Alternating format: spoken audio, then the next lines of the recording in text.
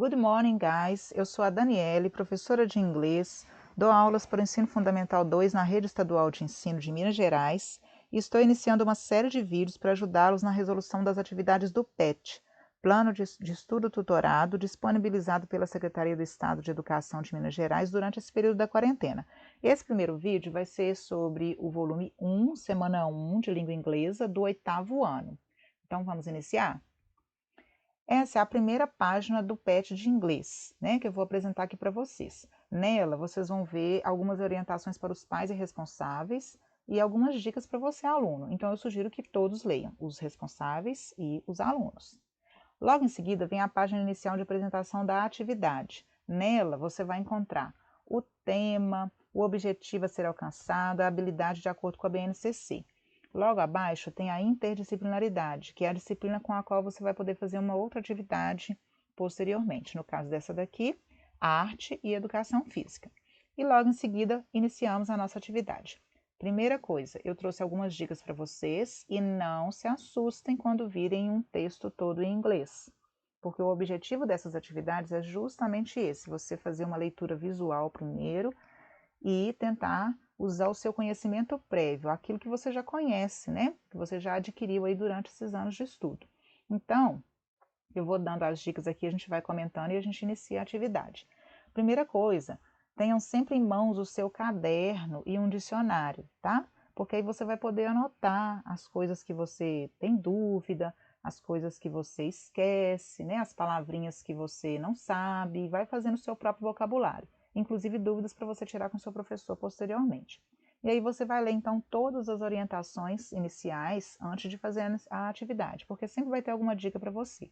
Aqui, por exemplo, nessa orientação, está falando para você sobre a biografia do Edgar Allan Poe, que é o que nós vamos tratar nessa atividade, e tem também um conto dele famoso, A Máscara da Morte Vermelha, e logo em seguida está falando de um link, né, de um filme que você vai assistir, prestando atenção aí nos personagens, né, em tudo que esse conto apresenta, porque na atividade da semana seguinte vai ser esse conto sobre essa história, tá? A Máscara da Morte Vermelha. E aí, se você assistir ao filme e ler o conto, que vai estar em português, aí vai ficar mais fácil para você fazer a atividade, tá? E aí, o que você vai fazer agora? Vai fazer uma leitura visual primeiro, do título, da imagem, vai prestar atenção nas palavrinhas cognatas. O que são palavrinhas cognatas? São aquelas parecidas com as nossas no português. Então, isso facilita muito para vocês na compreensão geral do texto. E vai fazendo o seu próprio vocabulário, né? Vai anotando aí as palavrinhas que você não conhece e aquelas que você costuma esquecer, para memorizar, né? E aí você depois vai ler o texto de novo, tentando fazer a ligação entre essas palavras e expressões conhecidas para você e o sentido geral do texto. Uma coisa que vocês vão observar é o gênero textual dessa atividade, que é biografia. Qual que é a característica dela? Né? A biografia traz para nós informações importantes sobre a vida de uma pessoa. No caso dessa atividade, a gente vai falar de Edgar Allan Poe. Então, a gente vai ver aí, né, como ele já morreu, a gente vai ver aí data de nascimento, de falecimento, onde ele nasceu, onde ele viveu, com quem, sobre a família dele, a profissão dele. Então, são acontecimentos importantes na vida de uma pessoa. Isso é importante para vocês porque ajuda na hora de compreender o texto, né? Saber qual é a característica do gênero textual tratado aqui. Logo em seguida, a gente tem a atividade. Aí, antes de iniciar, eu vou dar mais algumas dicas.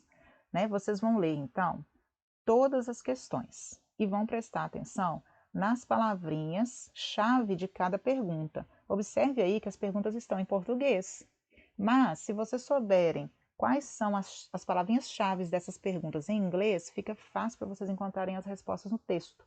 A gente está falando aqui dos question words, ou WH questions, né? Que vocês já viram no sexto, no sétimo, fazem revisão todo início de ano, quando, né, eu geralmente faço isso com os meus alunos todo início de ano. E aí, fica mais fácil de encontrar, né?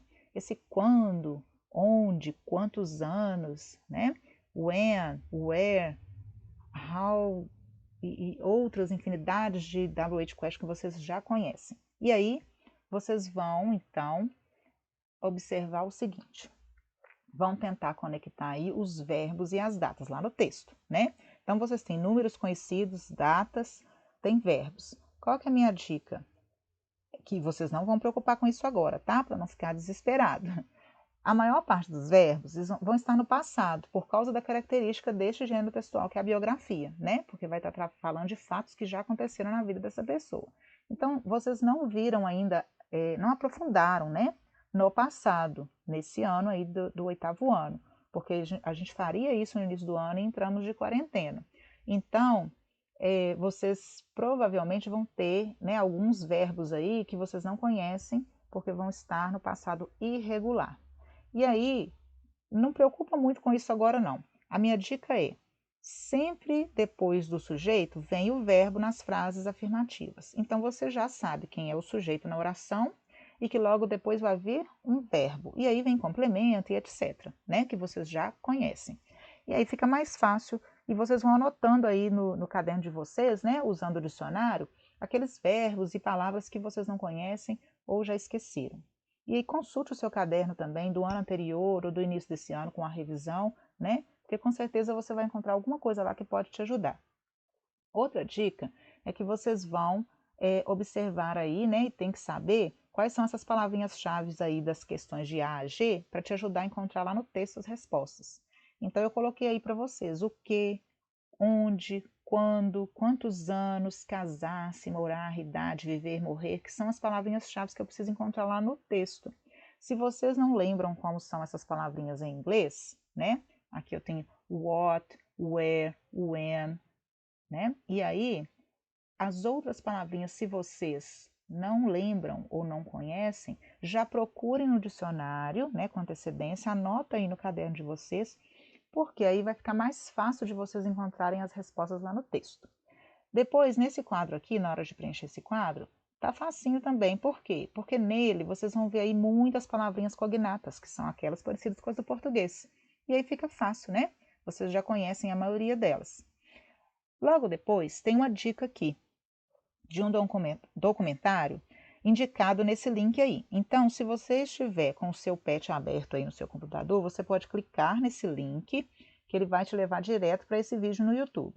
Se não, você pode usar um outro caminho também, que é copiar esse link, colar na sua barra de navegador de internet, e aí ele vai também abrir lá no vídeo no YouTube. Esse documentário ele está em português, e nele tem quase todas as respostas dessas questões aqui, né? Porque ele é bem parecido com a biografia que a gente viu aí no texto escrito. Então, se você puder, primeira coisa, leia o texto, né? 2 vezes, se possível, porque aí você vai ler uma vez, dando uma observação geral nas palavrinhas cognatas, as que você conhece. Leia a segunda vez para poder fazer a ligação das ideias, porque aí você vai ter um entendimento melhor. Aí você vai ler todas as questões primeiro e vai assistir ao documentário. Porque aí você já tem as perguntas que você precisa saber aí na sua cabeça, e na hora que estiver assistindo o documentário e leu já, né, já ter lido o texto, vai ficar facinho, vocês vão encontrar rapidinho as respostas. E aí vamos responder. Eu trouxe aqui a chave de respostas para vocês, para a gente ir comentando. A primeira questão perguntou quando ele nasceu. Todas as vezes que eu uso, então, a palavrinha quando, when, em inglês, eu quero saber sobre tempo, né? E aí vai ser uma data. Eu quero saber quando ele nasceu.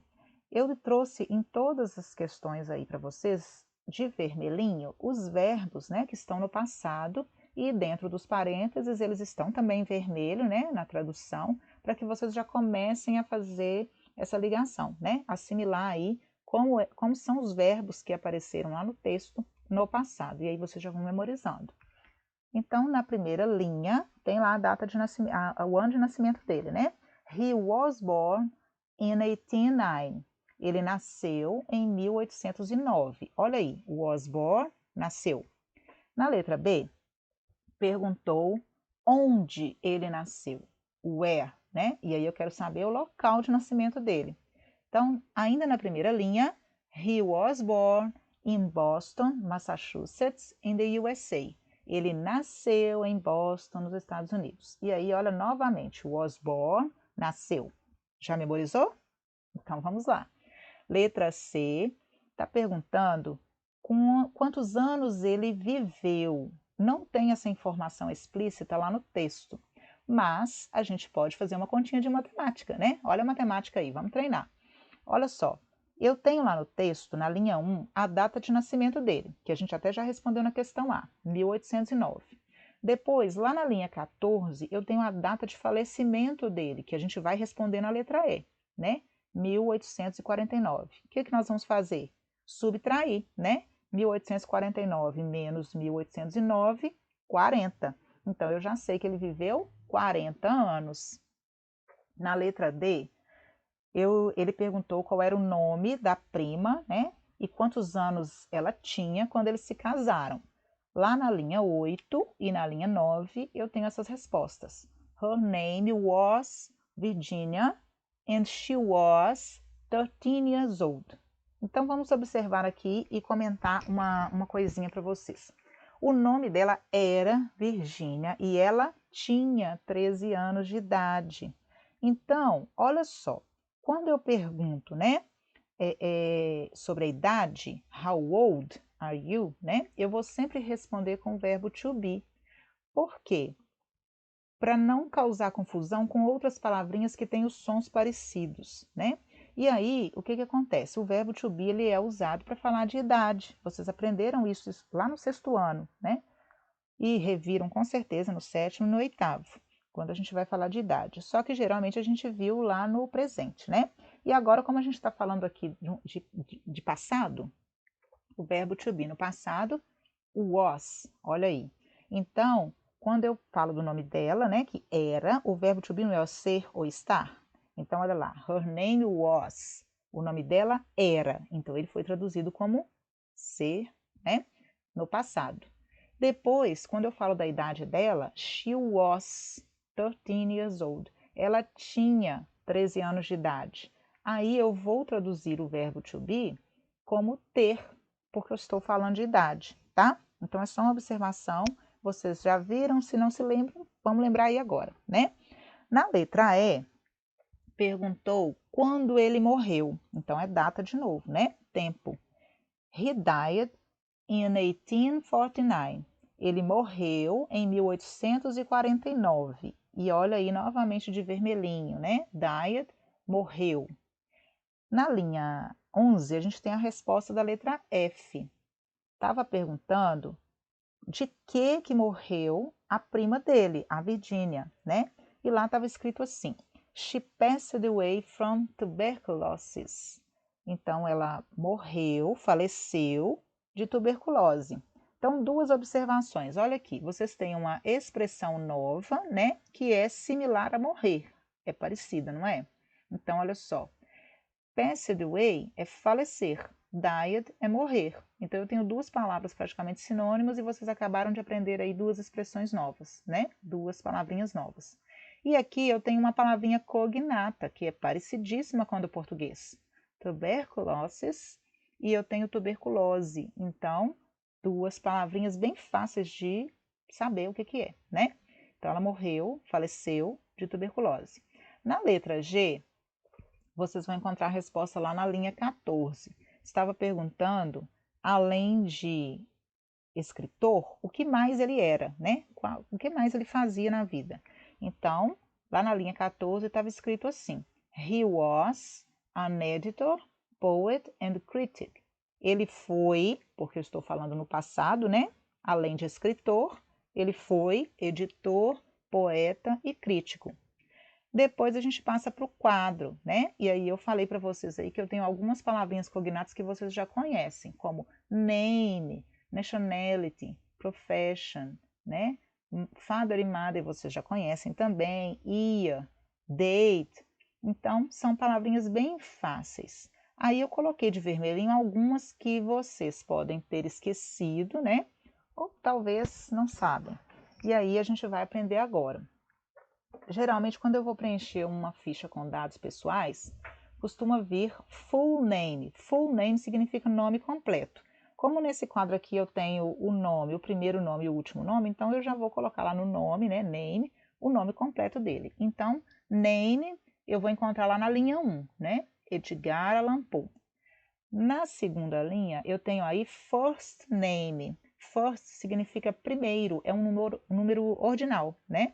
E aí o primeiro nome dele, Edgar. Last name, last significa último.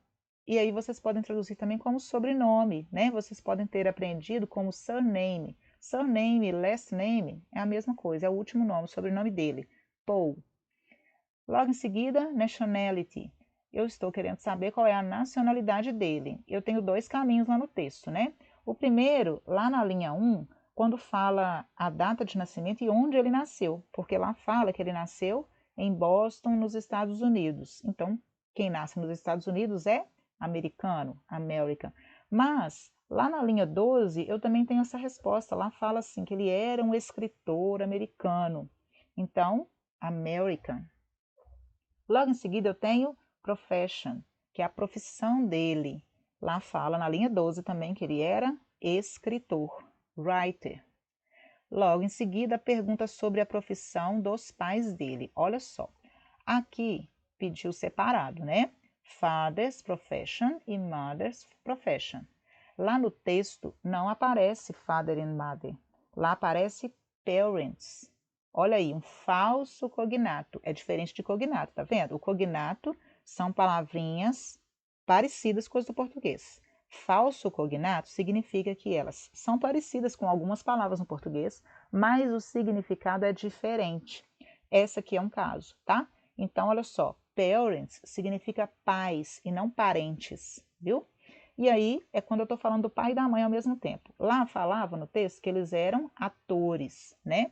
Como aqui eu estou perguntando separado, algumas profissões têm feminino e masculino, que é o caso dessa, outras não, tá? Então aqui, father's profession, actor, mother's profession, actress. Então, uma outra coisinha aqui que depois a gente vai aprofundar mais para frente é sobre esse apóstrofo S aqui, tá? O genitive case. Porque ele indica possessão. Aqui é como se eu estivesse falando assim, olha, a profissão do pai, a profissão da mãe. Então, mais para frente a gente revê esse genitive case, ok? Logo em seguida, eu tenho aí birth year. Essa palavrinha birth, ela pode até parecer desconhecida, mas ela não é. Quer ver? Quando vocês cantam parabéns para você em inglês, vocês cantam Happy Birthday, né? Feliz dia de aniversário. Então aqui eu tenho a palavrinha year, que é ano, né? Vocês já conhecem. E a palavrinha birth significa nascimento, né? É o ano que ele nasceu. E aí eu tenho lá na linha 1, 1809, 1809. Logo em seguida, repetiu aqui, então por isso eu deixei de pretinho, né? Birth. E aí o que mudou foi place. Place significa lugar, local. Então eu quero saber qual foi o lugar, né? O local que ele nasceu. Ele nasceu em Boston, tá lá na linha 1. Depois eu tenho death date. Date é data. E aqui, death é morte. Qual foi a data da morte dele? Lá na linha 14 eu tenho o ano, né? 1849. E logo em seguida, eu deixei aqui de pretinho porque vocês já viram que isso aqui é morte. E aí eu tenho place novamente, que agora vocês já sabem que é lugar. Qual foi o local que ele morreu? Lá no texto conta, né, que ainda jovem, ele foi para Baltimore e provavelmente lá ele viveu o resto da vida e morreu. Então ele morreu em Baltimore, na linha 8. Eu espero que tenha ajudado vocês. O meu pedido é que vocês refaçam as atividades seguindo o passo a passo que a gente fez aqui, né? Não deixem de ler o texto e assistir ao documentário. Refaçam as atividades, entrem no aplicativo, né, do Conexão Escola. Se precisar, façam perguntas lá para os seus professores. Entrem no Facebook da sua escola se tiver, para ficar atento aí às informações e orientações que podem ser postadas lá para vocês. E continuem se cuidando e continuem bem. Até a próxima. Bye, bye.